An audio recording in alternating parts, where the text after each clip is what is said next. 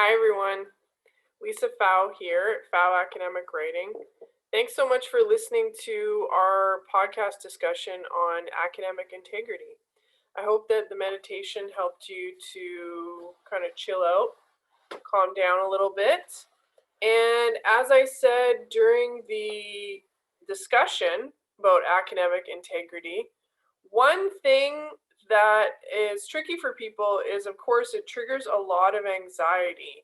And when you're anxious, it can be hard to look for help, get resources, solve problems, even remember what actually happened.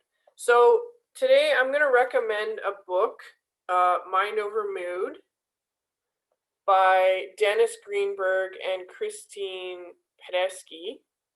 This is actually a book based in CBT. It's a workbook. It's a really good tool if you want to change or like alter your thinking. So if you kind of get, when you get panicked and you feel really intense emotions, those are often linked to thoughts. So this kind of helps you to break things down. And that would happen if, of course, your professor wants to talk to you about potentially cheating. So this has a really good chart in it. And I'm just going to kind of talk you through the exercise. And of course, you can get this book, and they may even have some of these worksheets. I'm sure they do online if you just look up CBT. So the first thing you want to do is write down the situation, the who, what, when, where. So in this case, it would be, I'm accused of cheating by my professor. And then the second thing you want to write down is your mood. How do you feel and what percent? So probably you feel scared or anxious, and you probably feel like 95% of that emotion. And then the next thing you want to write down are automatic thoughts. So what's going through your mind before you start to feel this way, thoughts, images. And then once you've done that, you circle what you would consider a hot thought. So the thought that's most dominant or repeating.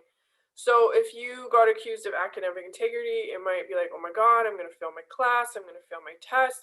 I'm going to be kicked out of school. I'm in trouble. The professor hates me. This isn't fair. All those things might come into your mind, right? And then maybe your hot thought is, I'm going to be kicked out of school. So the next thing you would do is start gathering evidence. So you want to gather some evidence that supports your hot thought. So what could potentially support your hot thought? Well, my friend got in trouble for this and got kicked out of school. Maybe. Maybe you heard a rumor about it. Maybe you did leave a tab open or something. Maybe you have forgotten to cite something in the past. Those might be evidence for your hot thought, but you don't really want to focus on that too much. The next thing you want to do is go to evidence that does not support your hot thought. So evidence that does not support your hot thought might be, I had another friend that this happened to, and she was fine. I've never cheated before. This is a surprise to me. I'm very careful with referencing my sources. I studied hard for the exam, and I got a grade I expected. Those might be evidence against the hot thought. I read the instructions for the exam, and I followed them. I have a good relationship with the professor.